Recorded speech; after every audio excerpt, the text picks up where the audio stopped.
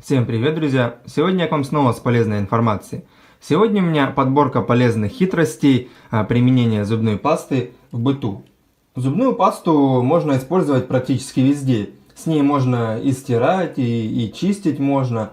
Также она хорошо устраняет запахи. Также можно использовать и в косметологии. Сегодня я расскажу вам, покажу точнее хитрости и советы зубной пасты, где можно использовать ее и где она незаменима, и где она справится лучше других ингредиентов. Совет номер 1. С помощью зубной пасты можно выбеливать. Если смешать зубную пасту с белизной, которая в виде порошка, то есть не жидкая, то получается шикарное средство для чистки, например, белой подошвы. У меня на канале есть и статья, и видео, где я проводил эксперимент и отбеливал свои кроссовки с белой подошвой. То есть результат после этого получился шикарный. Вся подошва идеально отбелилась. Следующий совет. Зубную пасту также можно применять и в уборке. С помощью кока-колы и зубной пасты можно сделать средство, которое чистит практически все. Итак, налил 200 мл кока-колы. Теперь добавляем ложку, либо 2 столовые ложки зубной пасты. Я добавлю ложку, думаю, вполне хватит. Хорошо перемешиваем зубную пасту с кока-колой, беру потом емкость с пульверизатором и переливаю все туда. Перелил в емкость с пульверизатором, и вот такое количество получается. Этого количества вполне хватает, чтобы на пару уборок, то есть хватит вполне. Конечно, можно было разбавить и больше, чтобы потом еще не делать. Но это я показал как минимальный рецепт.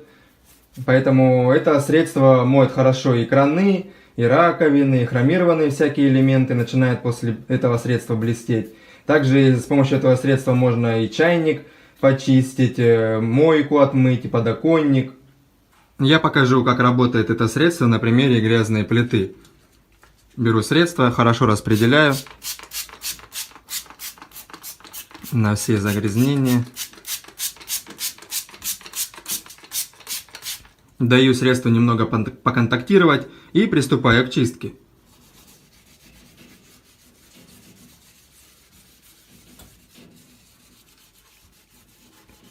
Грязь прям шикарно размякла, буквально я дал поконтактировать 5 минут.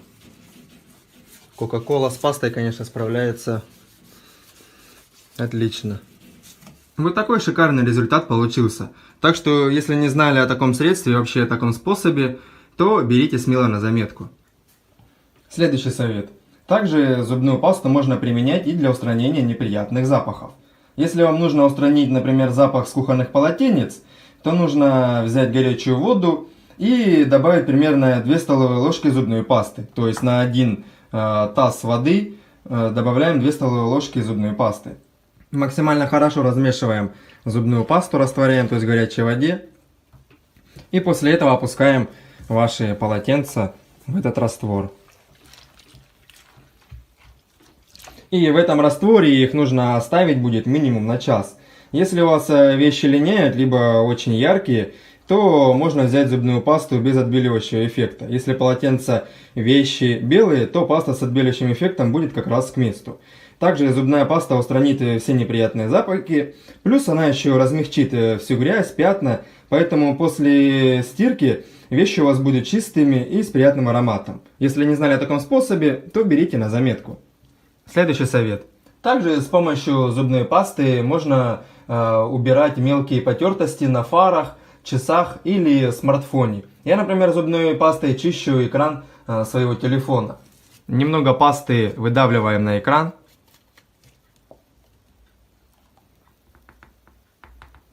После этого беру салфетку и начинаю хорошенько все натирать.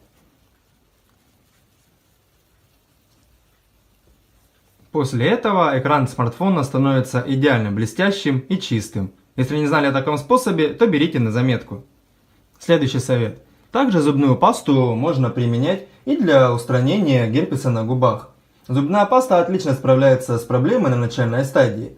Просто несколько раз в день нужно небольшое количество пасты распределять на болячку, и она быстро подсохнет и значительно быстрее пройдет.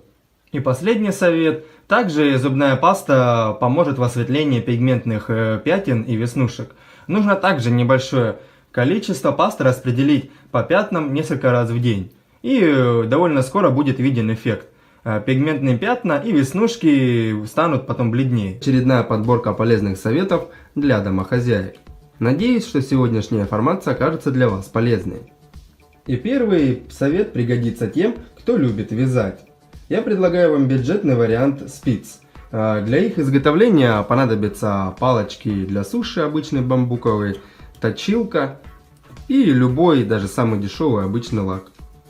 Теперь беру точилку, палочку и обе палочки затачиваю в точилке, то есть обрабатываю края. И все, заточил я их в точилке. Вот такие примерно остренькие они получаются.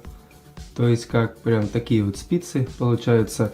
И также их необходимо обработать любым лаком, самым обычным. Это для того, чтобы дерево не цеплялось за нитки. Края прям обрабатываем.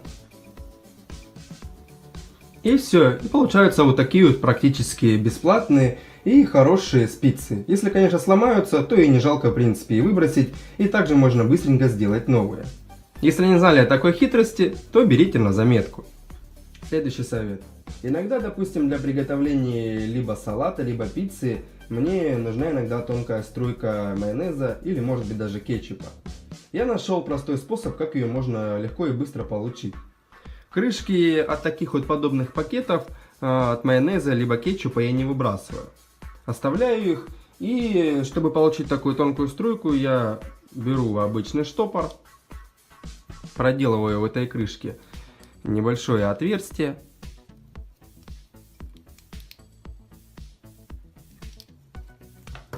После этого снимаю вот эту стандартную крышку, надеваю ту, которая уже с дырочкой. И вот смотрите, какая получается после этого красота. То есть майонез прям вообще тоненькой струечкой растекается. Можно украсить все что угодно. После этого также снимаю эту крышку с дырочкой, надеваю обычную, которая без дырочки, и храню майонез в холодильнике. Если не знали о таком способе, то берите на заметку. И последний совет — это как можно сделать простой и бюджетный органайзер для хранения, допустим, пищевой пленки, фольги, либо пергаментной бумаги. То есть, как можно его легко сделать. Дальше беру такую вот картонную коробку с-под сока объемом 2 литра, срезаю у нее верхушку, и вот такой получается бюджетный и отличный вполне органайзер. Туда складываю все эти принадлежности. Получается очень удобно, компактно. Смотрите, как получается. Поставить можно в любом месте на вашей кухне, где вам удобно. Он будет занимать мало места, и все будет аккуратно, опять же, и компактно сложено. Если не знали о таком способе, то берите на заметку. Надеюсь, что идея вам пригодится. И на этом у меня сегодня все. Вот такими полезными хитростями, советами хотел сегодня с вами поделиться. Надеюсь, что сегодняшняя информация оказалась для вас полезной. Всем пока!